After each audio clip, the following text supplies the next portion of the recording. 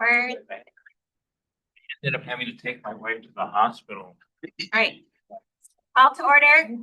I was meeting with Hey, Mike. in the chaos of that morning, I didn't know.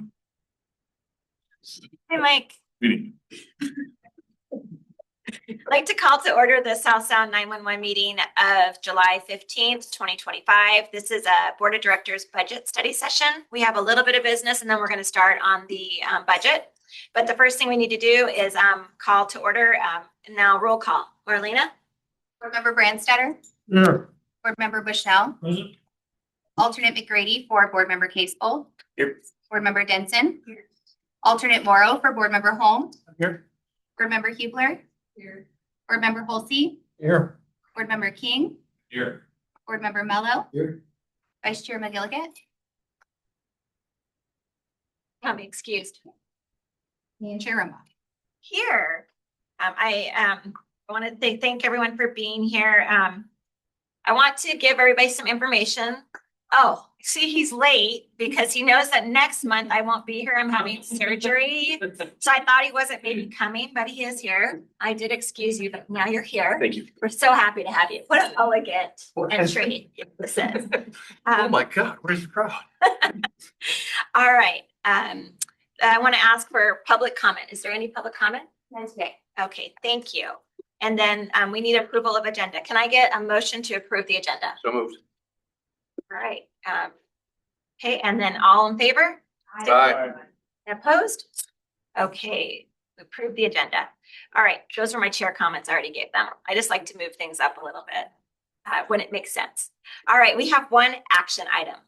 Marlena? Action item number 1 is resolution 2026-08, providing for liability and other insurance, designating a chief risk officer and appointing insurance pool representatives. All right. Are there any questions about it? You can look on page 1. Anyone have any questions about that? Okay. All right. Do you have any questions? Are you okay? None whatsoever. Okay. I'd like to make a motion to approve the resolution. So moved. All in favor signify by saying aye. Aye. Opposed? Okay, the resolution is approved. Great. Now we're on to the exciting, sexy part of this. We have the Finance Committee presentation of the 2027 budget. And I want to thank everyone for being here with their listening ears and questions. I think, Janet, I've heard this twice, and I think this time I'm going to be an expert on it.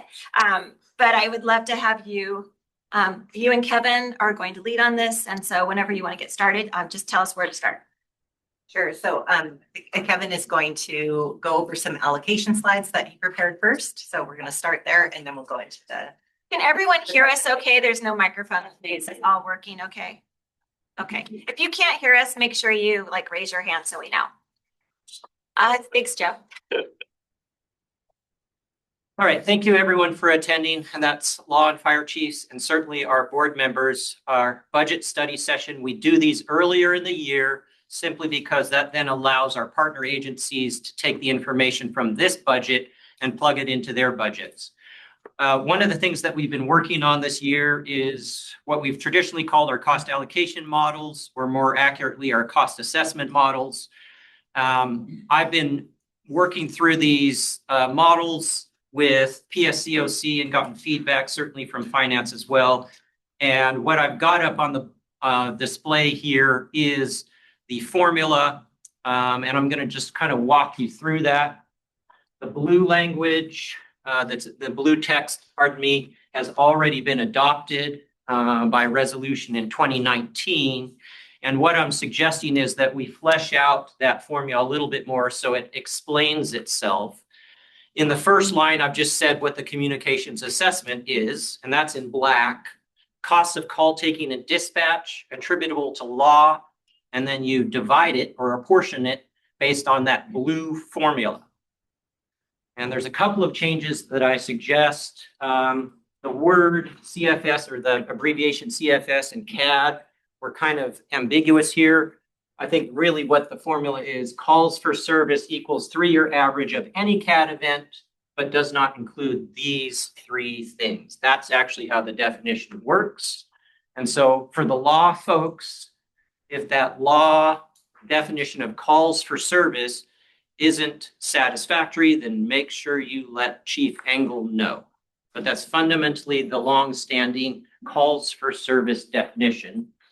Then I'm suggesting as well, and we'll show you this in the budget presentation in more detail. We've traditionally had, by practice, these what we call smoothing factors in yellow.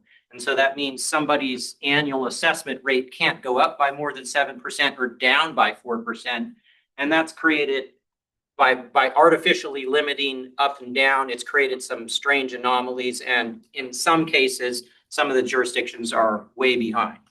So my suggestion is just eliminate these. And these were prospective, by the way. These were set up at the beginning because nobody knew exactly what the scenario was going to be in the future. I suggest that we just eliminate those and then move to a yearly annual review by the board in ESCOC. Just check everybody's assessments. We really should be doing that every year. And this is language that was suggested by Chair Rumbaugh. The objective is to ensure fair cost assessments and minimize volatility because we don't want to see the folks' rates, spike up and down every year. So absorb this. I'm not asking anybody to make Deputy Mayor Bushnell. Yeah, just a quick question. Could you explain to me what a field event is? What kind of things is that? Super good question. That would be where instead of somebody calling in 911, an officer might encounter a scenario on the roadside or in the field and initiate rather than a caller coming in. So emergency activity does occur without calls in some scenarios when an officer's on patrol. Thank you. Okay, so Councilmember Branstad. I guess I'm wondering if we eliminate the smoothing guardrails, what strategies are really available to us to minimize volatility? Or are we getting ready to prepare a budget, sending things out, and then having angst from one or more agencies about how their thing is changing and having to make decisions? I'm not quite sure what that particular phrasing translates to in terms of board responsibilities and actions. A lovely question, and it's almost anticipatory. May we delay your question, Councilmember Branstad, till we get in the budget? There's a particular slide in the budget presentation that illustrates this in a big way. And once we start to deal with the concrete example, it brings it home in a hurry. So let's delay your question until we get into Janet's portion of the presentation. And then this phrase, the green on the bottom, will become very apparent to all of us. Okay? Is that all right? All right. Next slide, which is red and fire.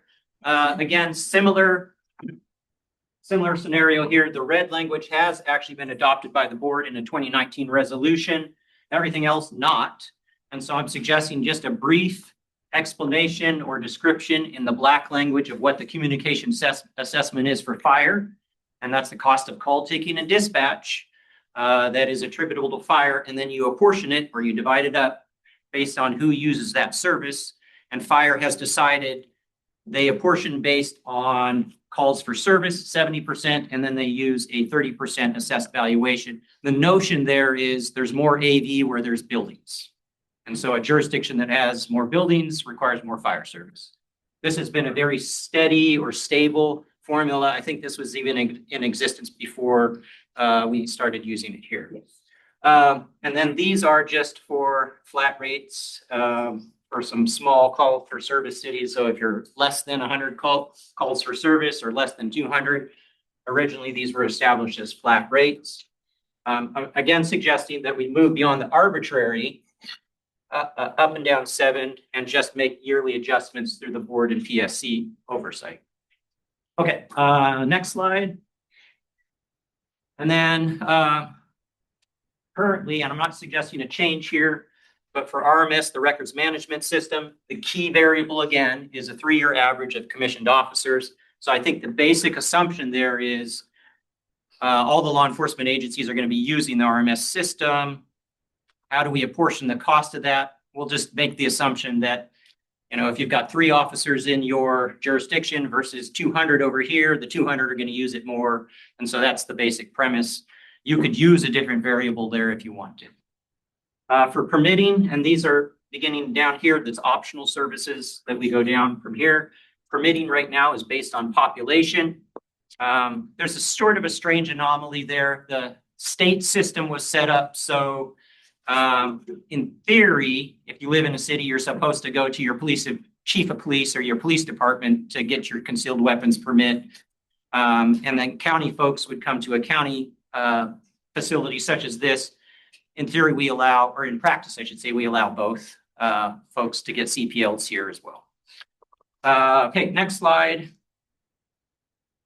Records, again, records, an optional service that many of our perhaps smaller jurisdictions use this service. Again, we use the variable there to distribute the cost is commissioned officers, 3-year average of that. No suggested changes there. Warrants, definitely need to do some work here. This is a body of work that we'll look at in the second half of the year, in more depth, but not right now. But as it stands, the warrants cost, the warrants cost is the main variable is the 3-year commissioned officers.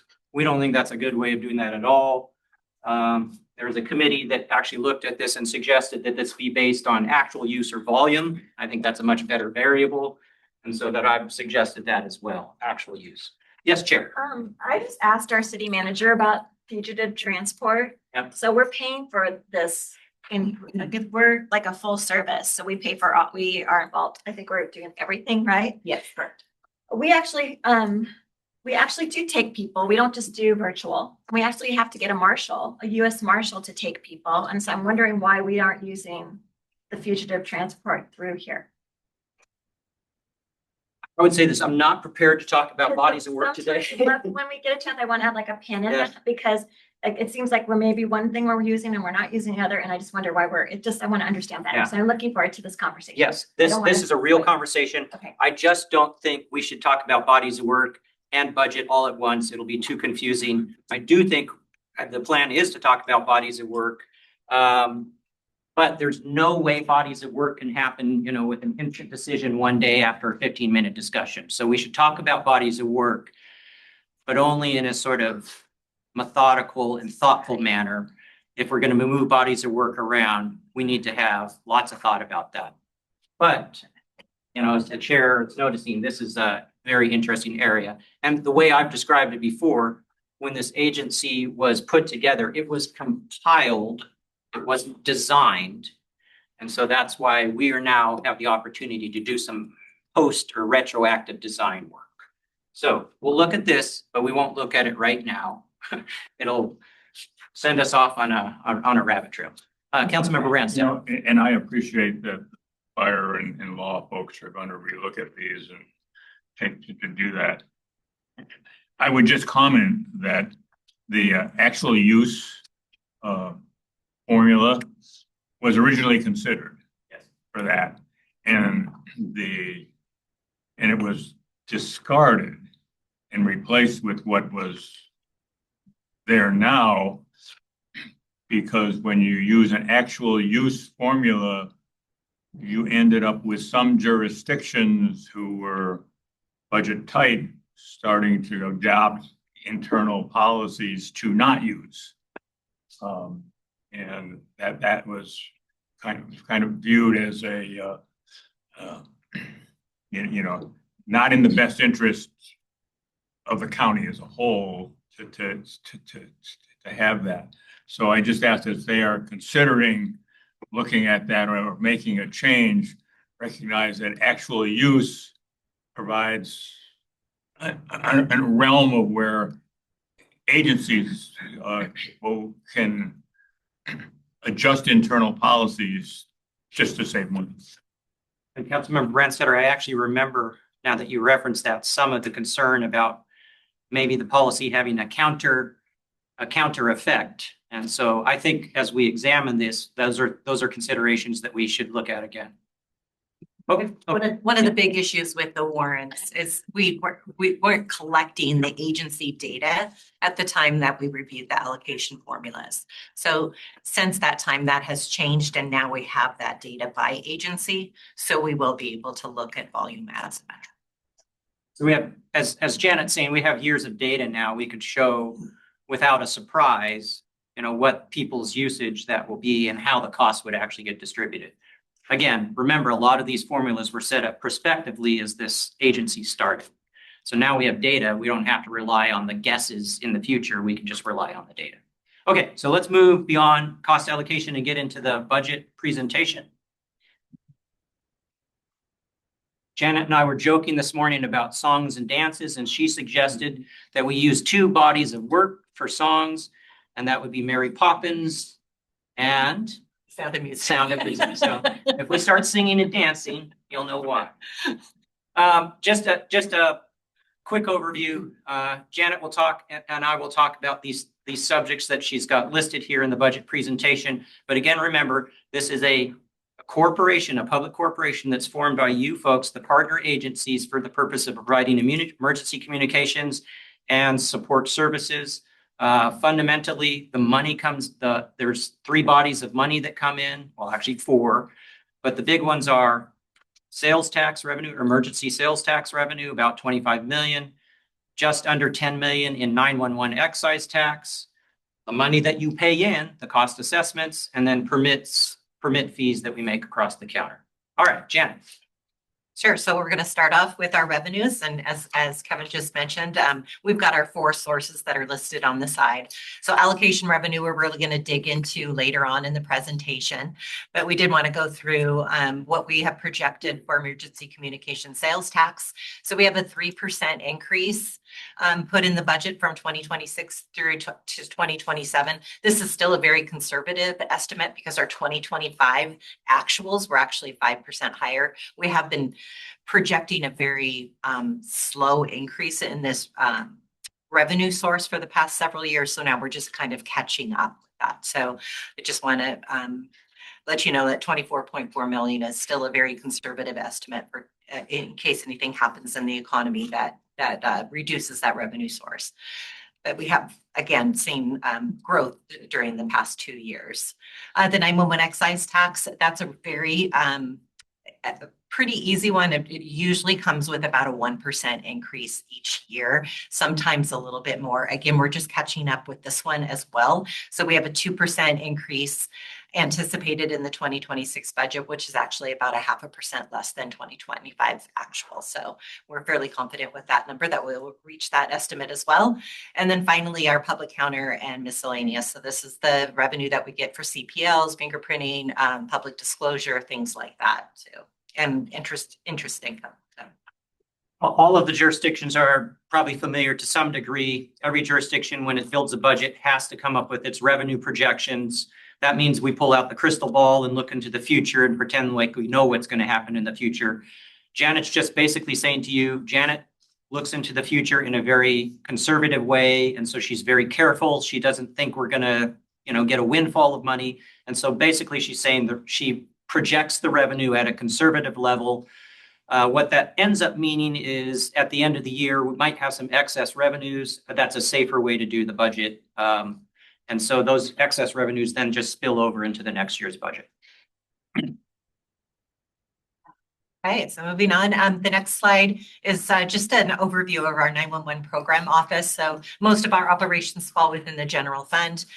Since the South Sound 911 took over the responsibility of managing the 911 program office from Pierce County a few years ago, we now have a separate fund where we account for those costs. So this is where the 911 excise tax comes in. This revenue source is more restrictive than our emergency communication sales tax, which is why we have that in a separate fund. The majority of it is supposed to be used for call taking. So of the 9.75 in annual revenue, that includes the excise tax grant that we get from the state 911 office, and then any interest income. 6.5 million of that goes directly to offset the call taking function. So all of the agencies, police, fire, are receiving a benefit of that excise tax. And then the remaining funds the operational side of the 911 program office. We also have some capital that is funded through there. So our 911 call handling equipment, or it's commonly referred to as CHE, is funded from there, where the board of directors approved at the end of last year a replacement of our 911 call handling equipment that is fully funded. And the next capital project that we'll be working on is replacement of a logging recorder. That's quite a few years old. And that will start in 2027. So it's a $1.5 million project, and we anticipate 800,000 in expenditures this year. And then on the operation side, this is where we fund our 911 education, our GIS, and then any of the maintenance costs on the 911 phone systems. Questions? Councilmember Branson. Yeah, on the logging recorder replacement project, there's a 1.5 million project, planning to spend 800K in 2027. But how many years for the remaining 700K? Just one more year. So it's 700,000 in 2028. 700K would roll into 2028. Correct. And then this slide is just an overview of our expenditures. So on a whole, our general fund operating increase is 5% from the 2026 budget. So we kept that fairly reasonable. On the personnel side, we have a net increase of 1 FTE. So there was the elimination of 2 positions and increase of 3 positions that resulted in that.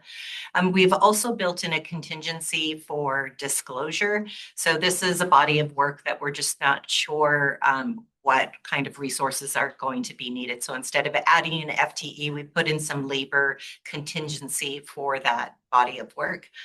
Our medical premiums are anticipated to go up about 12.5%. So we've built that into the budget.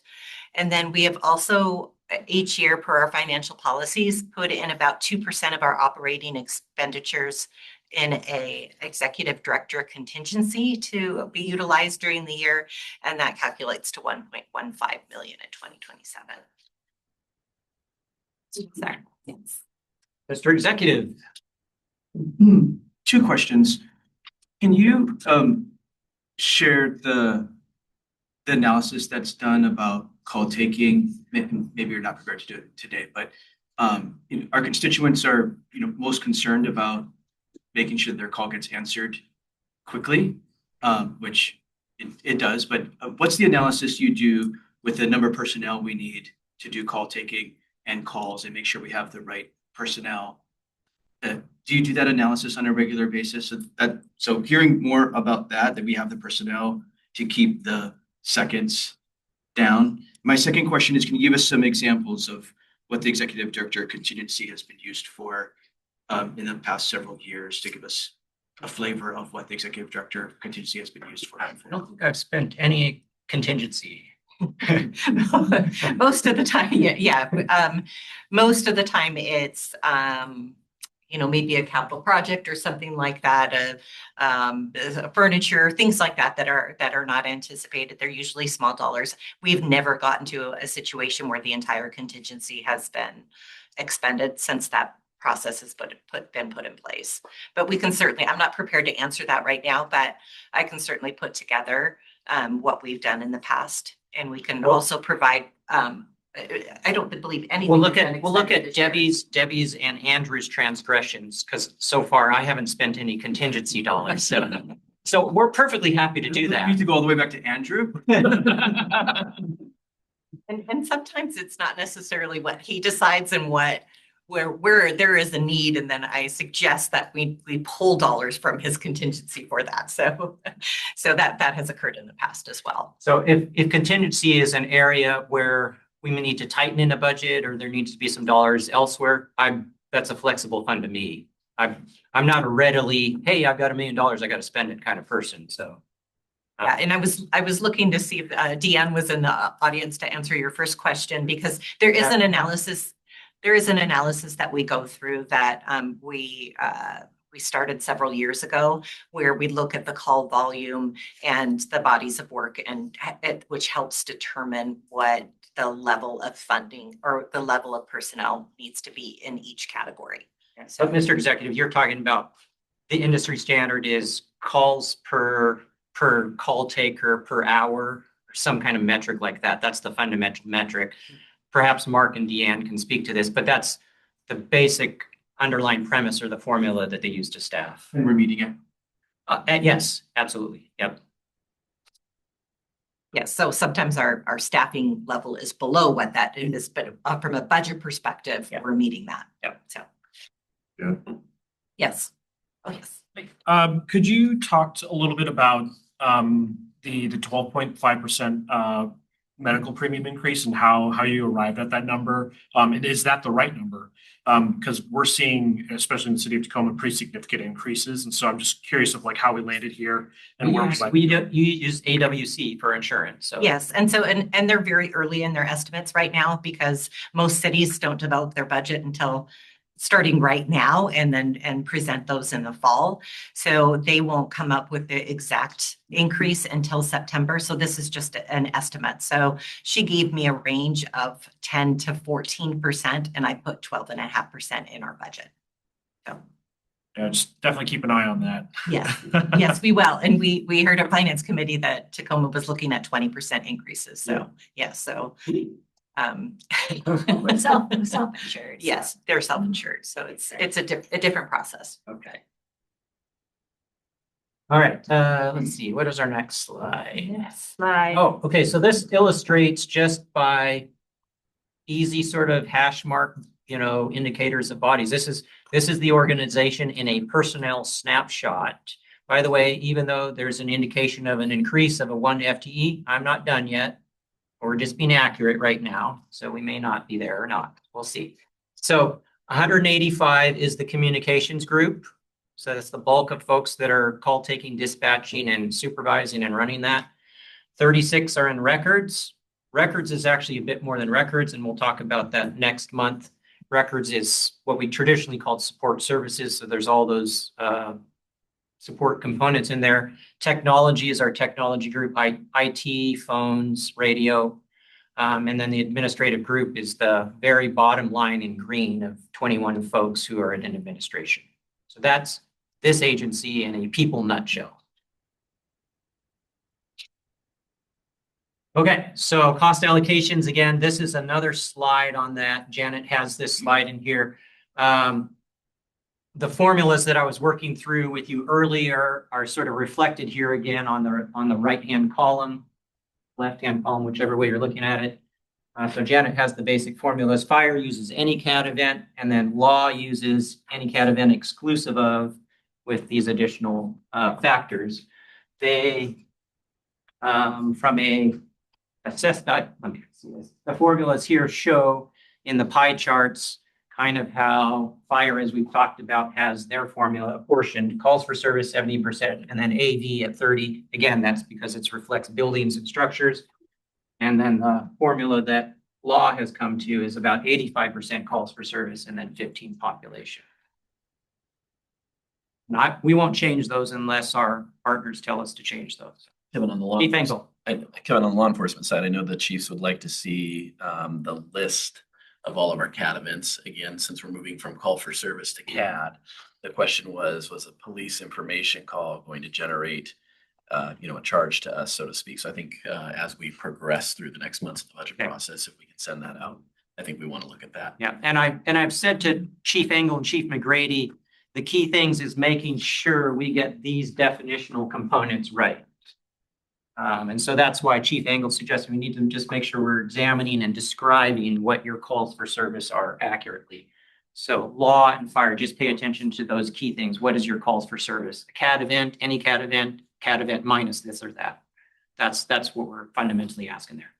Anything you want to talk about on this slide, Jen? No, they just the other bullet points below law. So the Down here. fire communications is just dispatch. On the law side, we have dispatch. It also includes the data channel as well.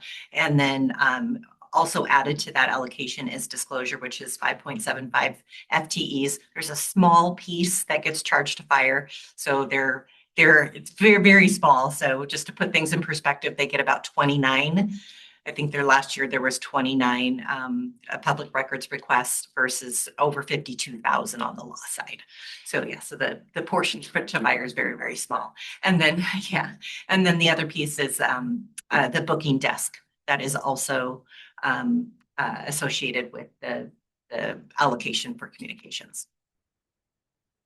Okay, next slide. Next slide. All right, so we're gonna show, this is a kind of cool slide. It provides some kind of history on the right-hand side. We'll talk about Central Pierce. We're not picking on you, chief. Yeah. Yeah. The lighter gray, as you can see, Janet has these labeled here. These are the agencies that are unincorporated Pierce County.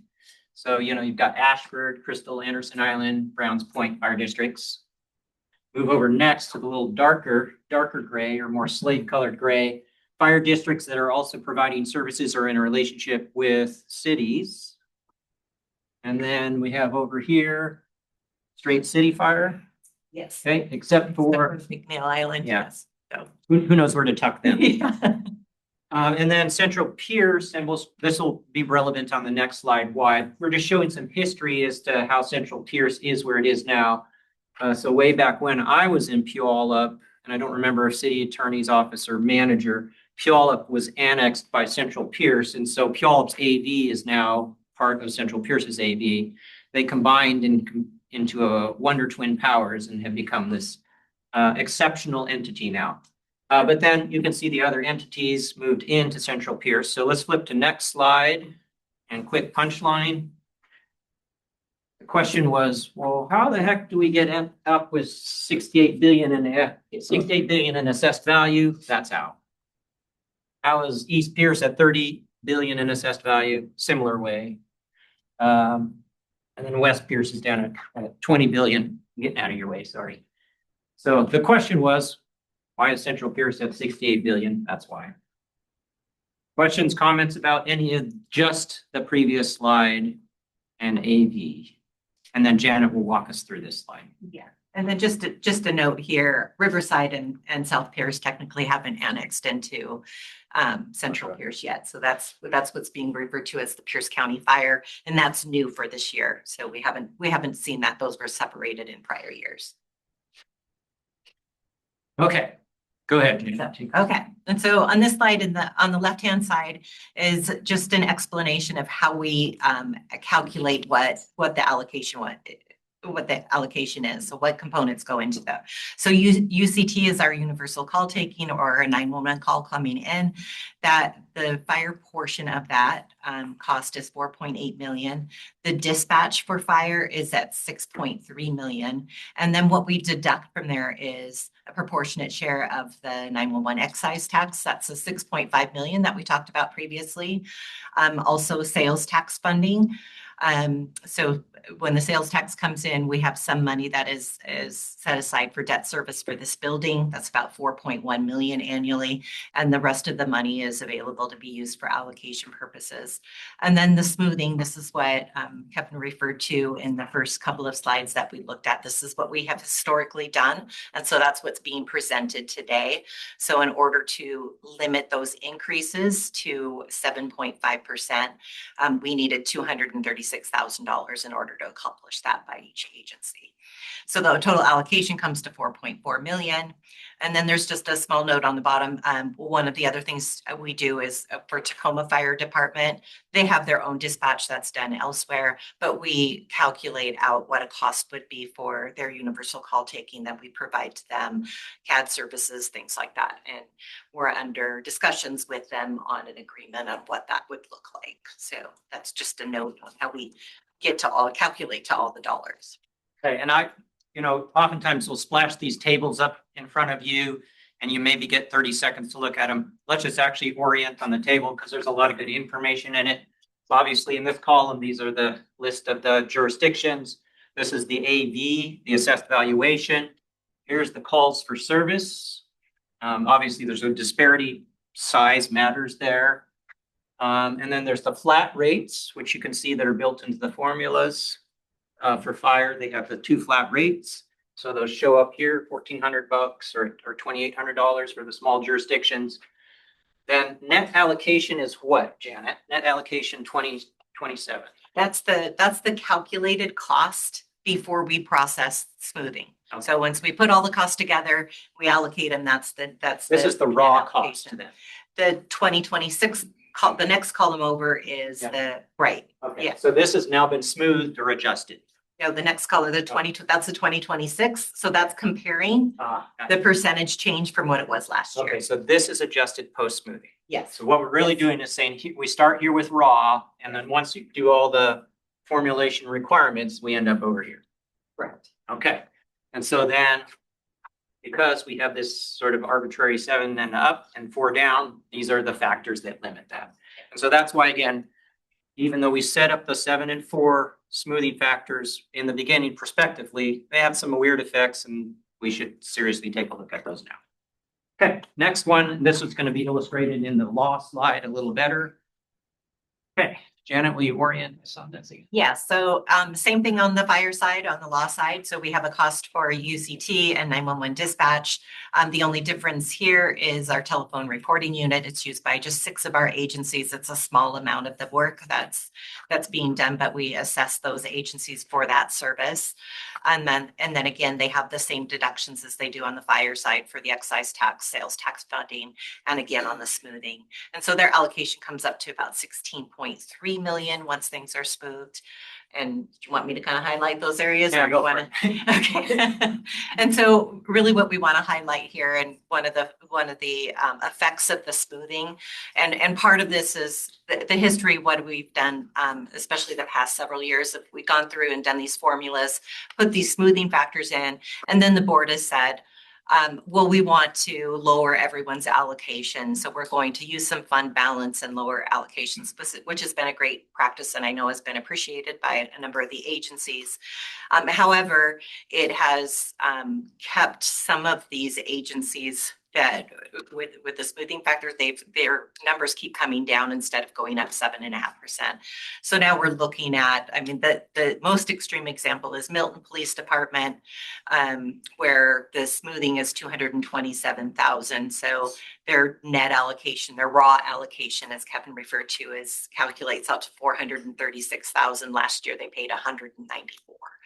So the other cities that are further behind are Buckley, DuPont, Eatonville, Burcrest. So you can kind of see the pattern here. A lot of this was a result of the change with the field events, because when we adopted the new formula, the formula prior to that did not account for any traffic calls.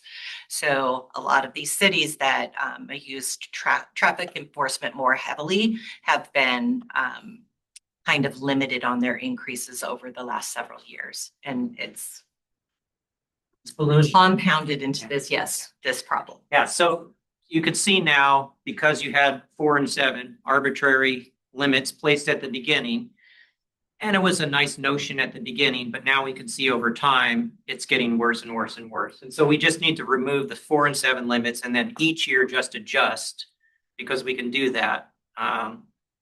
Otherwise, we'll perpetuate this problem further into the future, these and the others will get worse. So that's why Councilmember Brandstetter, I'm saying the 4 and the 7, those smoothing factors were a nice notion to begin with, but we can see now they're problematic as they carry out year by year. I understand that. It's just that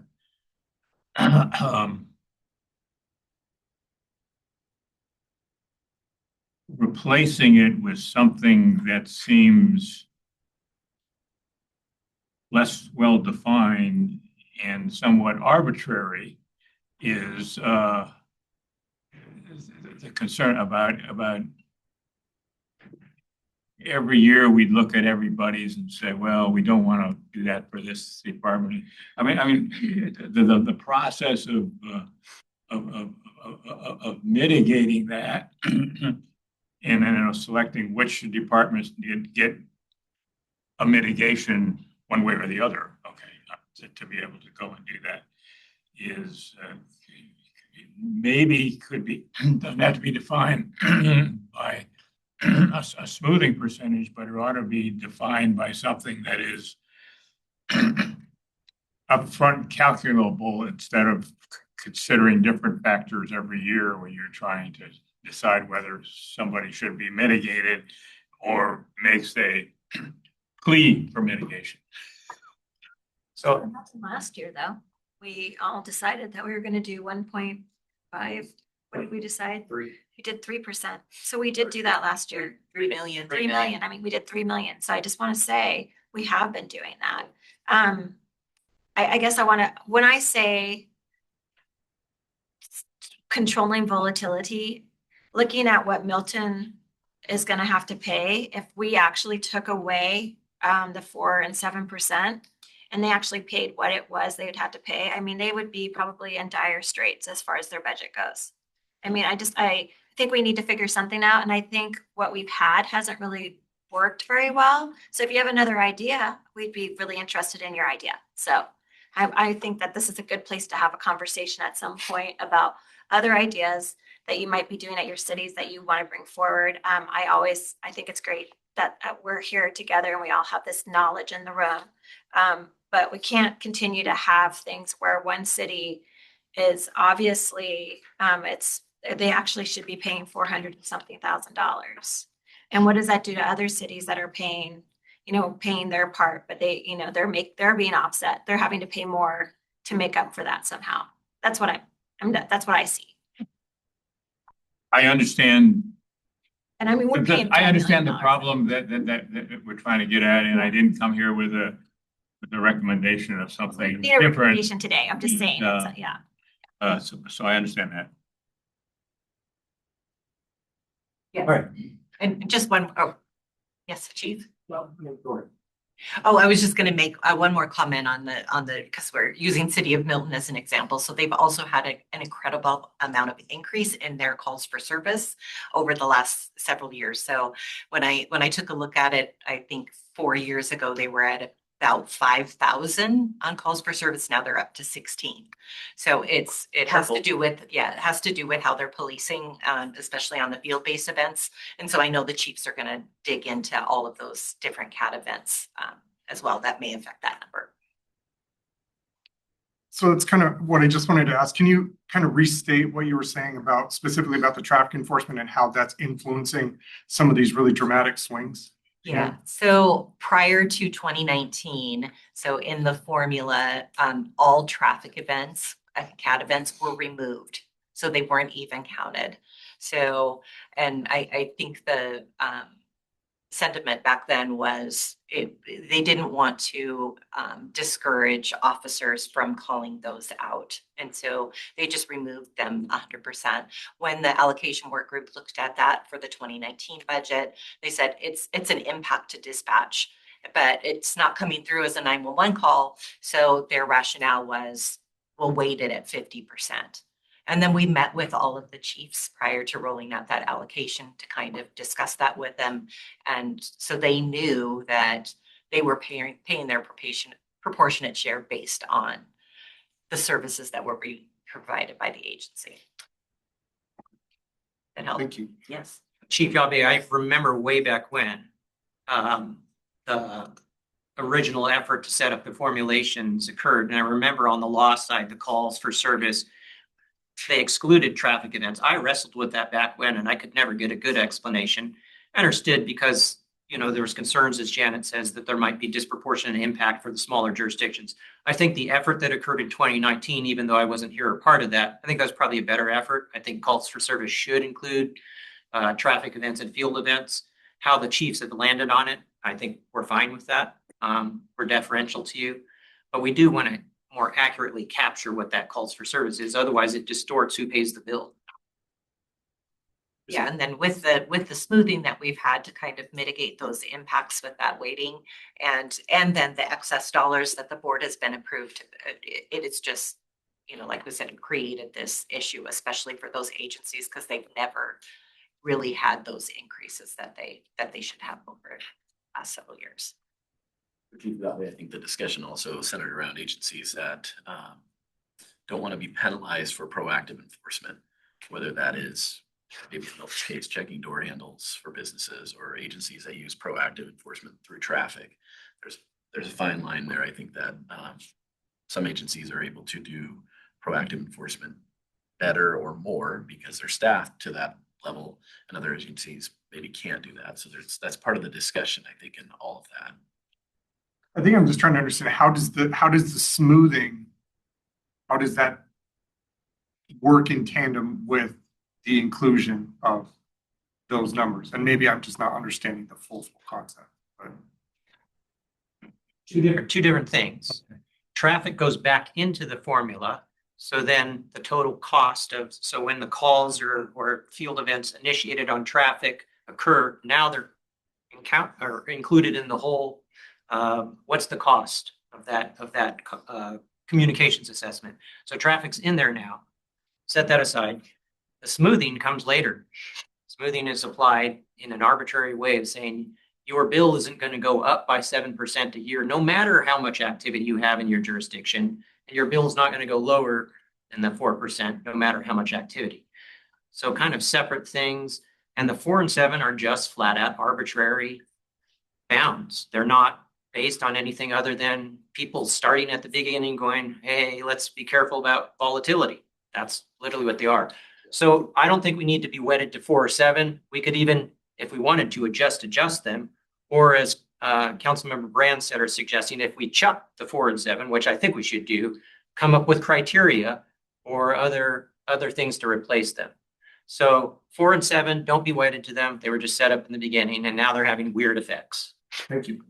And the math behind it is they would have had like maybe 30% increases in the very beginning if we never had those smoothing. And then just the result over time of us throwing more dollars at the allocation has resulted in issues. Yep. Sorry. Okay, next slide. This is back just to allocations again. I went over these in my slides, and so Janet's text is just sort of a duplication of that in the earlier slides that I had. Janet's does provide a bit more detail, so I won't go over this again, but just use it as your reference slide. So let's go to the next slide. Okay, now you can see why there's some strange complexity in our budget here. It's because not everybody signs up for the same thing.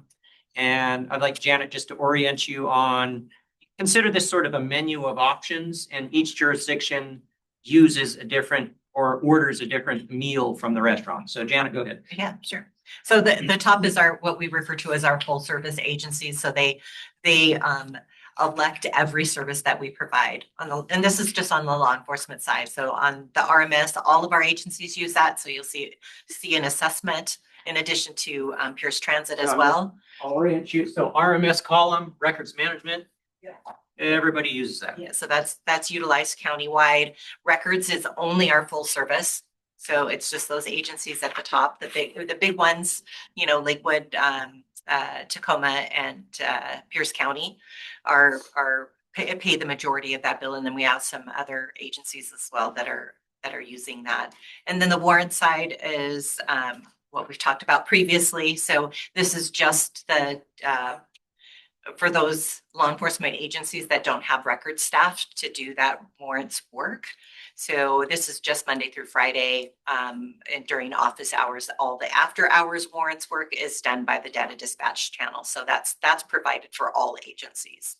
And then permitting, we have several agencies that use us for those services. And then NetMotion is a tech component that some of our smaller agencies use us for.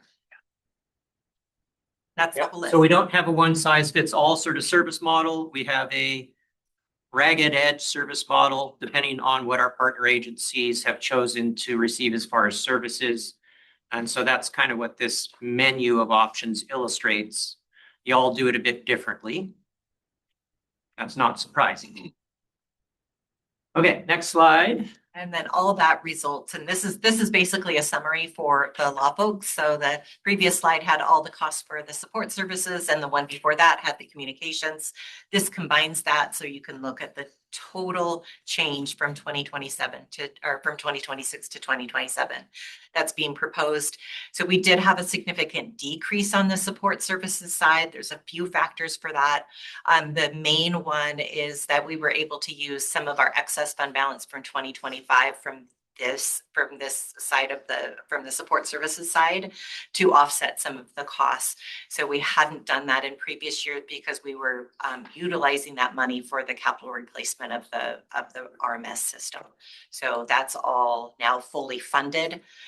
We had an increase in maintenance costs for that with our new with the new Motorola system that's being put in place, and that will go live next year. But that's why you see an 11.6% decrease at the bottom. So we all know this, the finance directors look at a screen like this and this just instantly becomes, music to their ears and they understand it. And in fact, if we climbed inside Janet's head, you'd see like spreadsheets like this. Most of our brains don't work like this. So let's walk through and orient again on the table because it's a lot of information to absorb. And I'm just going to back and forth with Janet. Column number 1, 2027 COM is what? That's what was on the two slides previous when we went through the communications allocation. So that's your dispatch costs. Okay. 2026 for comparison. Yes. Okay. And then the percent change between the two. So if it's a positive number, it's going up. Yep. Oh, that's sad. That's where you'll see those Everybody in the audience winced. That's where you see the 7.5% caps on many of the So agencies. this is Yeah. where the arbitrary caps come in. RMS system, so the records management system, that's the cost assessment for this. Correct. And since everybody participates in this, everybody gets an assessment. The agencies that choose the record services get an assessment there. Permitting assessment. So you see how this all adds up now? Warrants assessment, net motion assessment, gets you total services, right? Right. Okay, so when you have total cost, Pierce County Sheriff's Office, because they're large, just for illustrative purposes, is at 2.1. And then this is for comparison again. That's what they paid last year Okay, or this year. and the change between the two. Right. And these are negative numbers because why? That's where we for the last several years, we've been using any excess fund balance to put into the new records management system. And now we were able to apply that excess fund balance So to the. Janet's doing a nice thing of keeping your bill low. Let me put it that way. Yeah, and so as a reminder on the support service side, none of those services can be funded with the emergency communication sales tax. So it's not an allowed use. So the law enforcement is paying for all of this 100%. But some revenues got freed up and then Janet just puts them to keep the bill low, fundamentally. And then let's see, make sure, last column. Yeah, so, right, and so then the next column is the total for 2027. So that's the first column plus the support services 2027 added together, and then the 2026 added together in the percent change. So anybody have questions for Janet on how the basic table works? And Chief Engel. Janet, can you talk a little bit about Pierce Transit for the law enforcement community, their change, what's going on there, and what services South Sound is actually providing us at Pierce Transit? Yeah, so it's based on commissioned officer count for the RMS, and so they just don't have hardly any commissioned officers left. So they used to have a lot more commissioned officers utilizing the system, and they don't have that Are any longer. there transit security officers, not police officers? Is that Right. factor in anywhere? Are they using? No, because they're not utilizing the system. Yeah. Thank you. I believe they did at one time, so we did count them, and so that's why you've seen a fairly significant decrease with that. That was an astute question, Chief.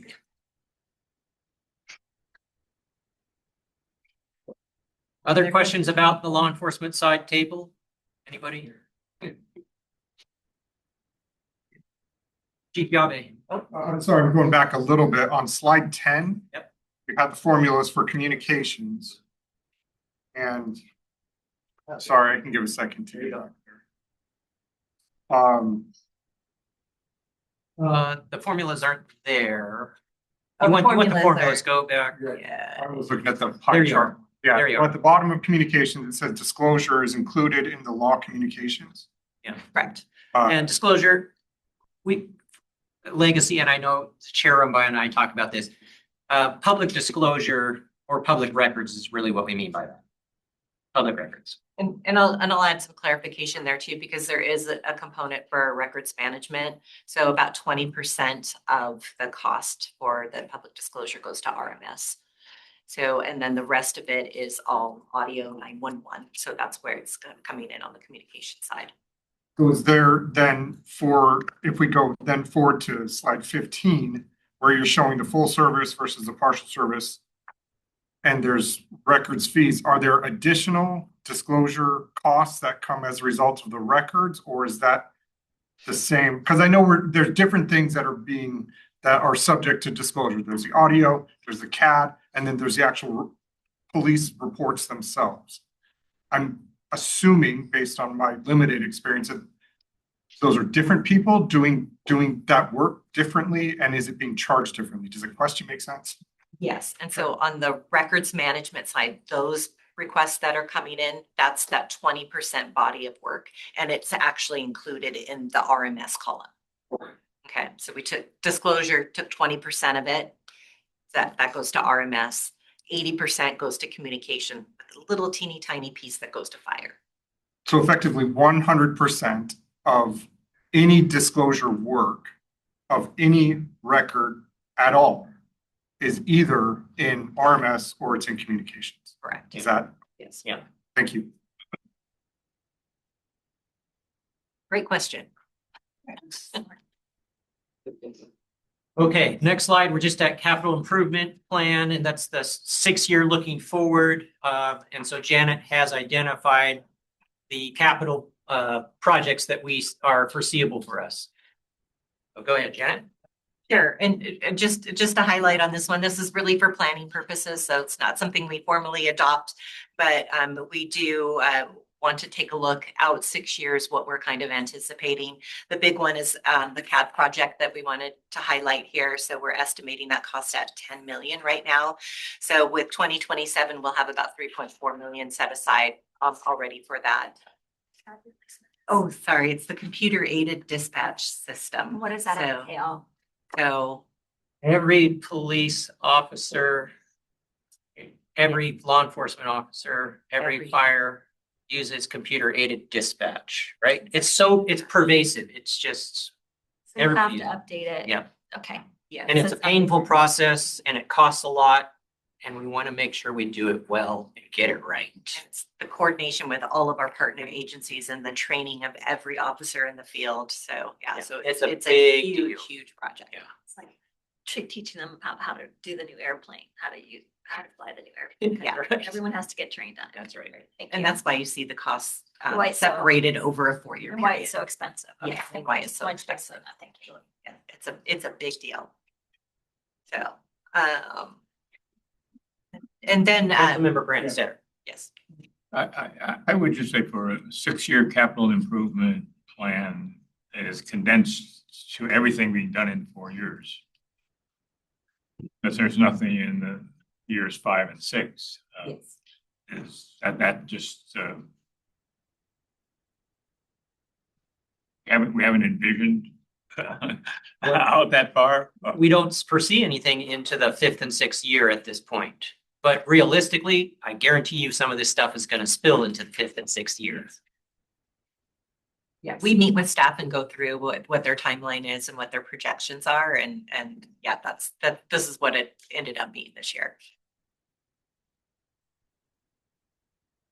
From Chief the Engel. law enforcement community, as we're going through the budget process here over the next several months, we'd like some tangible updates on CAD, RMS, 911 phone Okay. system. What does that look like? Where are we at? Where are our benchmarks? Those are the things that are really important to users in the field for us. And so for chiefs to have that information, be able to communicate where we're at with our staff, because we do hear from line folks about those things. I think that'd be very helpful. Chief Engel, do you think if in our next PSCOC, we have that as a core item on the agenda where it's a detailed report out on that? Maybe we do that. Okay. And then the reason we showed the CIP beforehand is because we really want to talk about our reserve funds. So one of the big reserves that we have is our capital reserve. And before I jump into that, I just want to talk a little bit on the left side of the screen. So we have some financial policies put in place for reserves. We have 1.5 million to 5 million set aside in a strategic reserve that's written in our financial policies.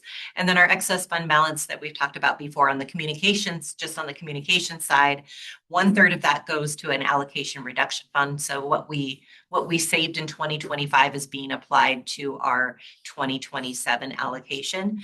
And 2/3 of that goes into a capital reserve fund, and that's to be used for capital replacements like our CAD system and things like that.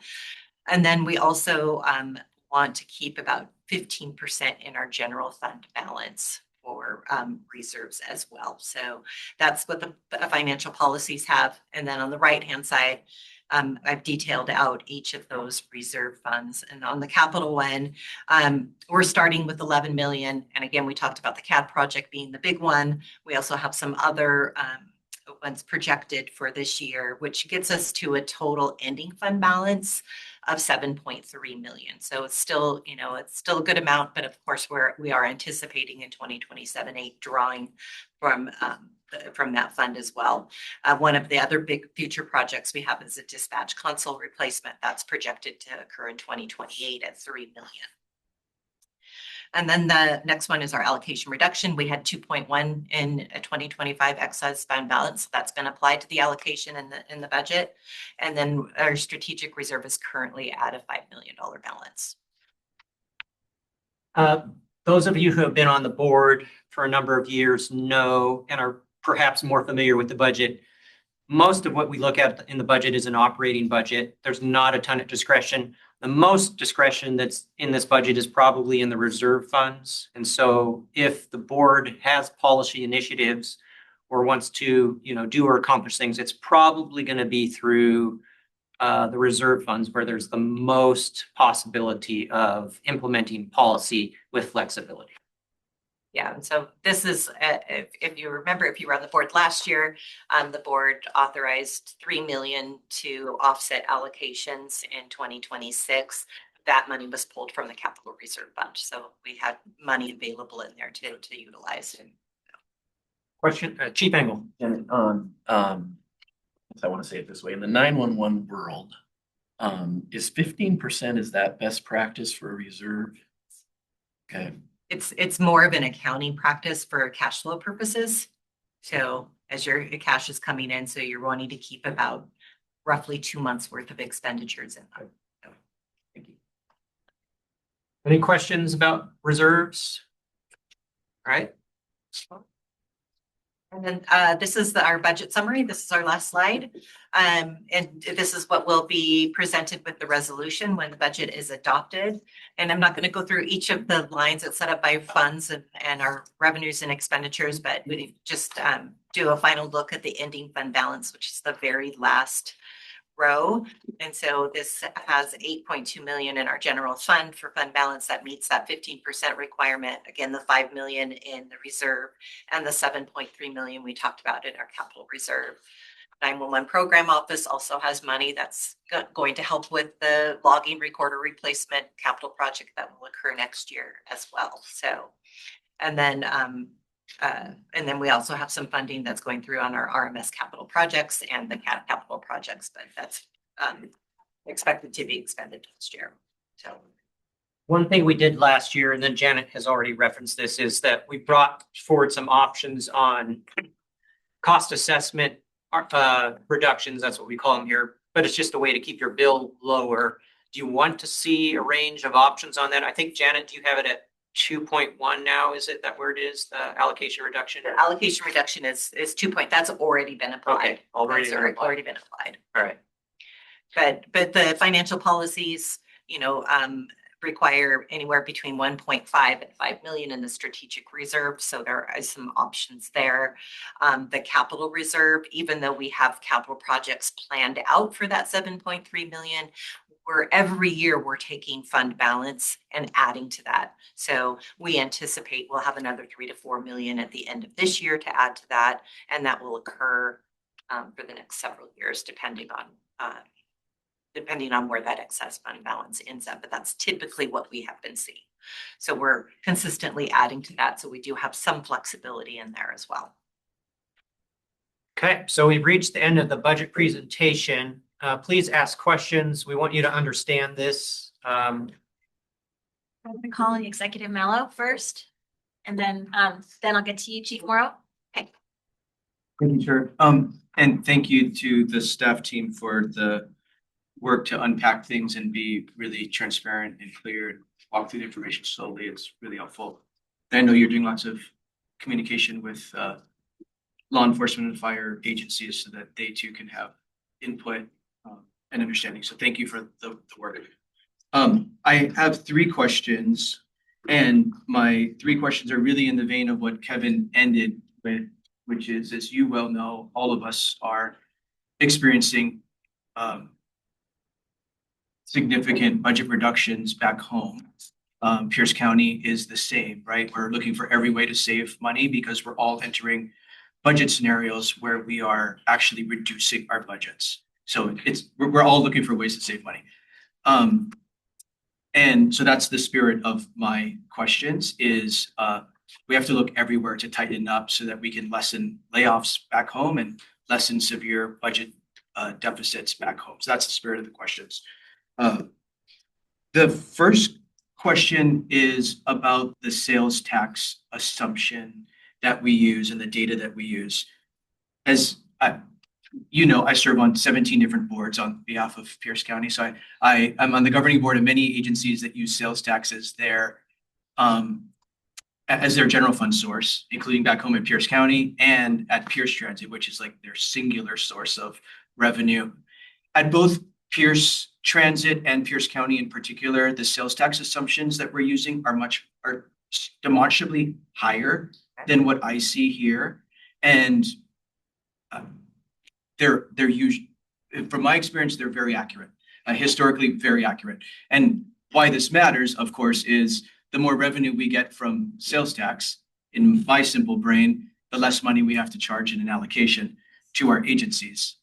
So I'd like to hear more either today or next time and ask you to maybe work with your peers at Pierce Transit, my budget director and finance director at Pierce County. What are their assumptions? They too are good budgeters, right? The professionals like you. And so you get the point. I think we should relook at the estimates. I see it's not a minor variance, it's a big variance based on my experience with Pierce County and Pierce Transit, who also really rely on sales side. Like they can't get it wrong either, right? They really got to get it right to not be off in budget. And again, why this matters is it will affect our allocation, which is our general fund budgets. And I agree, we do have some flexibility there. Mr. Executive, if that was an invitation, and that sounds, sure heck, it sounds like that, we would love to talk to county finance. Come back perhaps with some options to get closer to the revenue projection. And, if we're comfortable as a board of going further towards that, what it really will come in as the revenue, let's go there. So, but we'll be happy to talk with your folks. Thank you.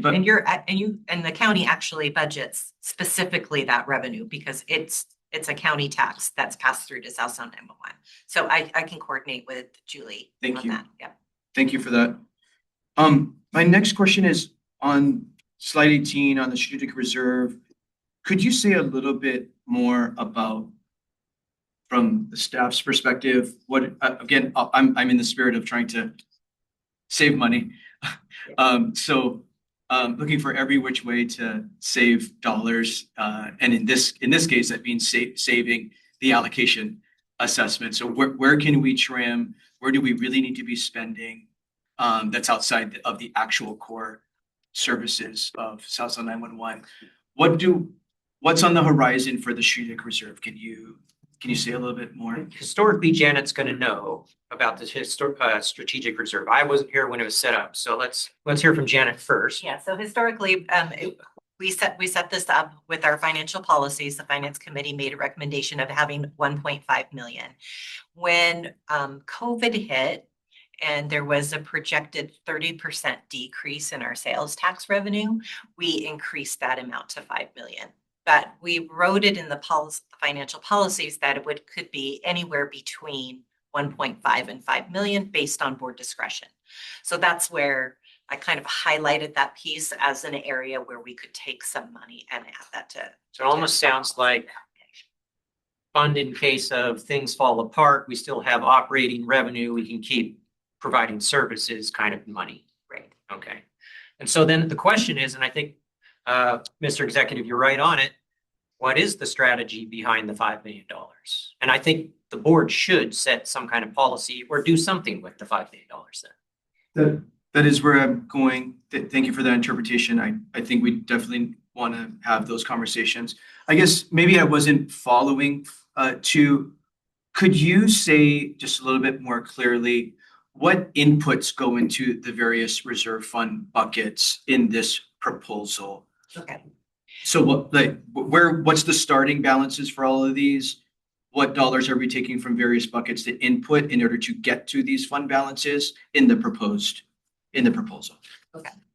So it'd be easier to look from this standpoint. So if we look at the capital reserve fund up there, we're starting with 11 million. So it's right here. So we're starting with just about 11 million in That's the starting balance. in fund balance. And then we don't expend anything. It's just a reserve fund. So we're just moving that to different funds. So the expenditures that you see, the reduction in there is 3.7 million. So that's for CAD, some facility improvements, some network infrastructure improvements that we have laid out in the capital improvement plan. So all of that money is going into the general fund to fund those projects. So that leaves us with an ending balance of 7.2 million. But mostly what you're seeing, Mr. Executive, and what Janet was saying earlier is because if there's excess revenues that come in, oftentimes those excess revenues historically have been moved into the capital reserves. Yeah. So that's how it's getting repopulated. Yeah, so this year in 2026, from leftover from 2025, we had 4.2 million that was put into that capital reserve fund. And That's what got us to the 11 million. And in 2027, you're not proposing to input anything into the reserve fund. We will, we just don't know what those excess fund balance dollars will be until after 2026 ends. Okay. So after the end of 2026, we determine what the excess fund balance is for communications. We take 2/3 of that and put it into that fund. So that's already been done for 2025 and it's included in that 11 million. So, and this is what I kind of referenced, I'm still comfortable bringing that 7.3 million down because we're consistently putting 3 to 4 million in that fund each year. That's what you were explaining to us on slide 18. Right. Okay. So, but Mr. Executive, what you're talking about is a sort of an automated process because these financial policies have been set in place. It's that excess fund balance that just automatically gets dumped into the capital reserves. There is an area where policy, the board can decide instead of doing the automatic dump into capital reserves, you can do something else different with it. But you're right on the discretionary area. That's helpful. Thanks for unpacking that a little bit more. My last question on slide 18, is the facility improvements reserve fund balance of 1.15, is that the same as the executive director? Or is that just happens to be the same amount of money? Yeah, that's just a coincidence. And that's not a fund balance. That is an expenditure that we're expending next year. So we're starting with 11 million and then the 2027 in the dots is the proposed uses. So 1.3 million for CAD is what we're anticipating next year. 1.3 million for network infrastructure replacement, facility improvements of 1.5. And then that gets us to our projected fund balance of 7.3. Thank you. And again, my question's about the executive director's contingency reserve to run the joint. I'm looking at every way to save money. I have all the confidence in Mr. Yamamoto. So thank you for answering my questions. Help me understand what the proposal is. I'll continue to make suggestions and ask. I think all of us are trying to save dollars so that we can do less painful things back home to our general funds. Is all the spirit of my inquiry and my suggestions for this budget process. I appreciate all of your questions. They're great. Chief Morrow. Just mostly a question of curiosity, and I'm making an assumption that the center finds themselves offering net motion services because on the law enforcement side, there must be a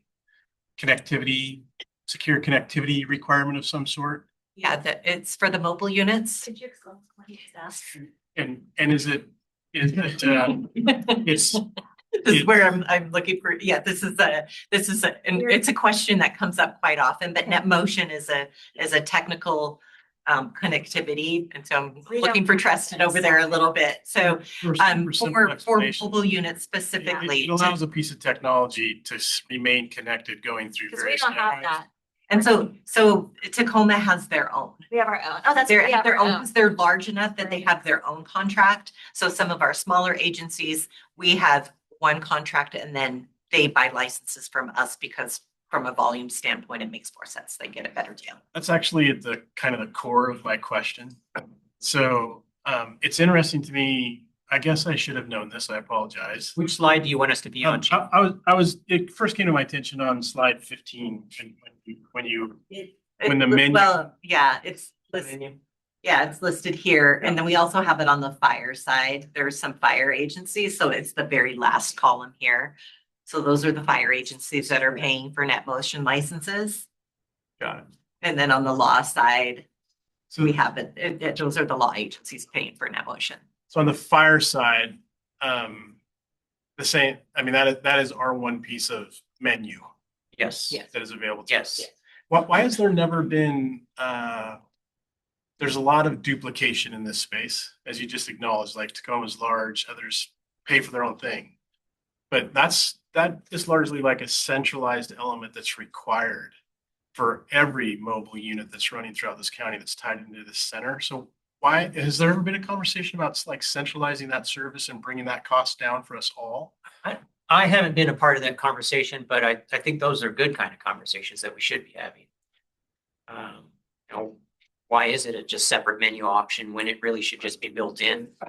Why do we do ours separate? Can you talk Well, about we've that? had ours longer.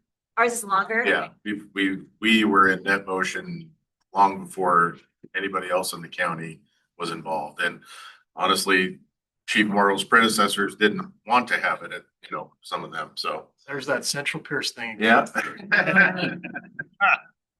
But, To call you out or anything, but. but what Chief Morrow is saying absolutely makes sense, and it's a conversation that should be had. So maybe a PSCOC, could they have that conversation? Okay, great. Is that on your list, Kevin? Yeah, we'll add that to Tristan's list. Yeah, that's my understanding too. Typically though, within the licensure that we have, like we are permitted to have an access or a hand here while we have hands in this other space, but it can be under a single subscription. So it's just mostly curiosity. It's not large dollar. Yeah. But as we're trying to grab 10, 20, $30,000 here and there, those type of things eventually add up and it can make some sense. So Moreau, I think your question sort of illustrates a lot of what's true about this agency is if the thing was set in place, it's still in that place. And so we should look at the things and decide whether or not they should remain as they are or adjust them. really appreciated, I believe you used the words compiled versus designed. That's right. I would put this conversation in that category of, hey, if we're going to design it differently or modify the compile, Yep. this would be those things that we would be looking for. Yep.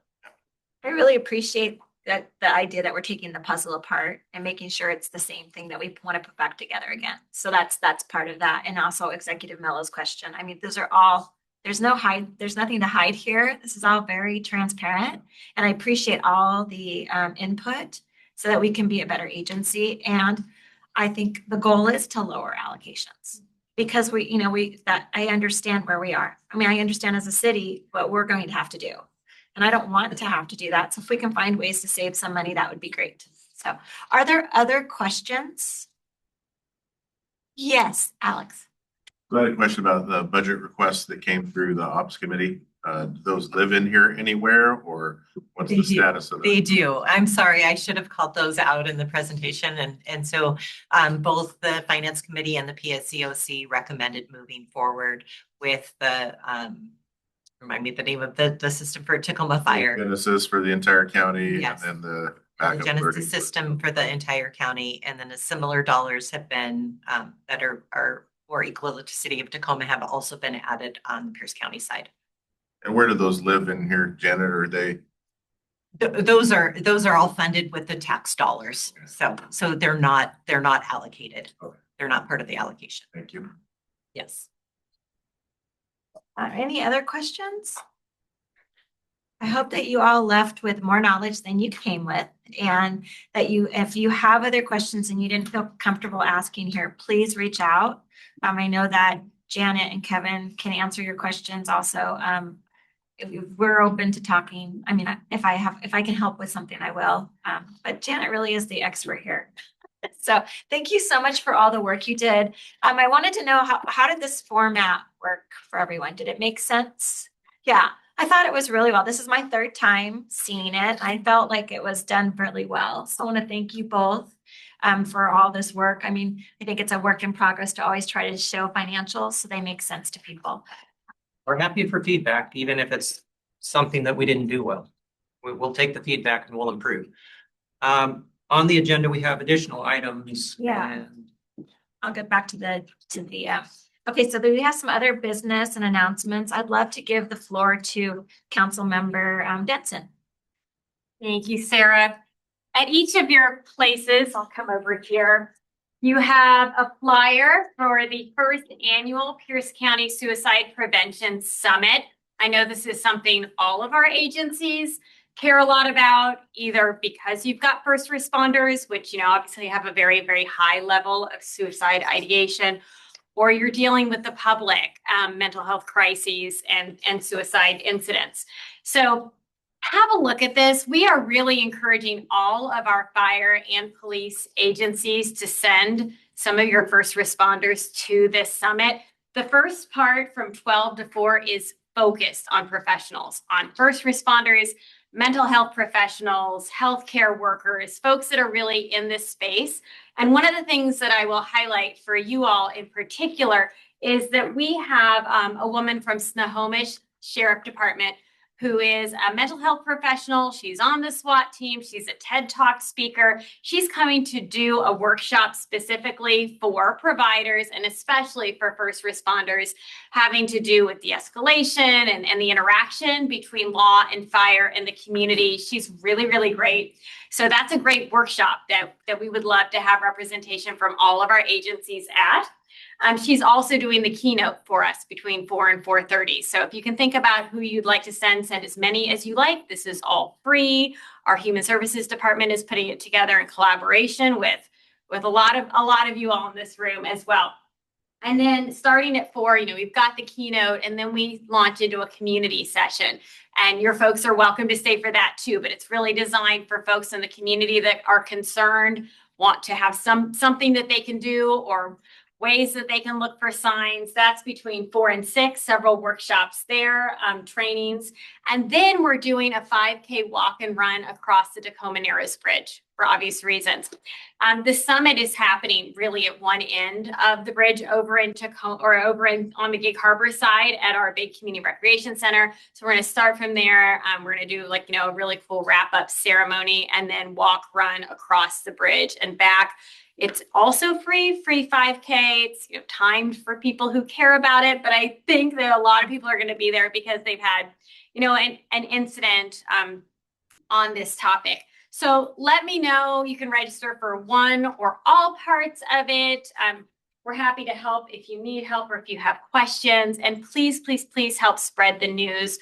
You'll be seeing social media posts. We've got flyers, anything that we can provide you. We really want to give this opportunity, not only for professionals, but to the community and folks in general to really be aware of all of the good things happening in the community around this topic. But it's huge. Pierce County does not fare well in this space statewide. And we want to do better because we really care about all of our residents and we care about our first responders as well.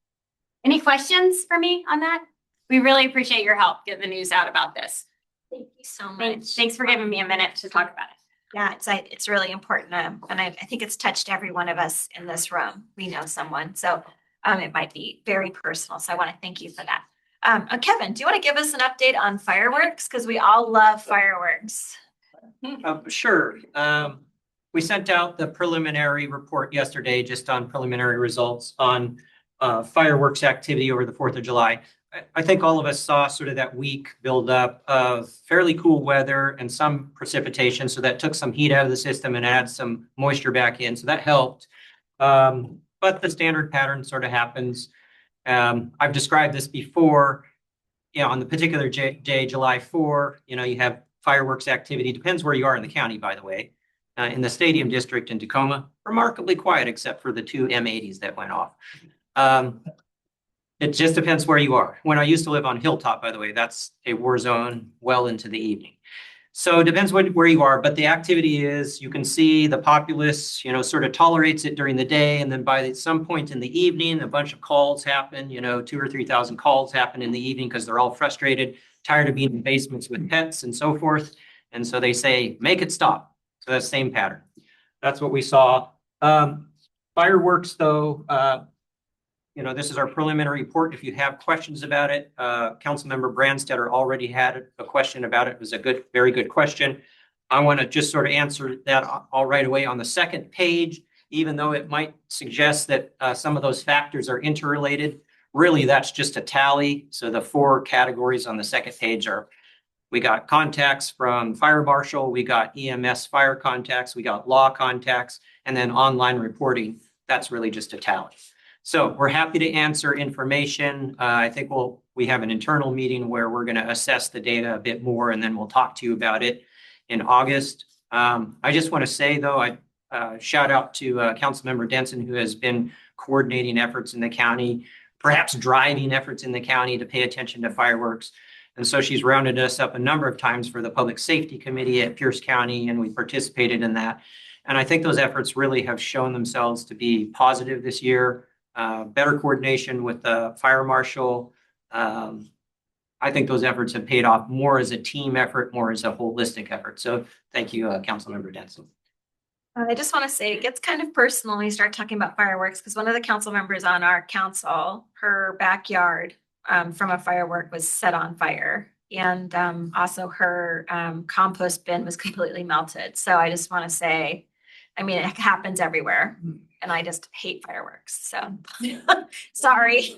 I just do, because it's, I hate to hear the stories about someone who's killed or someone loses a digit and it changes their life. And when they're in controlled places, great. But when you look out my window in Northeast Tacoma, you can't tell on the 4th of July that they're illegal in Tacoma, because they're everywhere. So anyways, and with that, I want to thank everyone for being here today. Our next meeting is when you'll be deciding on the budget, correct? I will not be here, so this person will be in charge, so pay attention. No question. I'm having surgery. Otherwise I would be here. It's just on my foot, but you have to lie down and take drugs, since I don't think I'd be very good here. And with that, meeting adjourned. Thank you, everyone.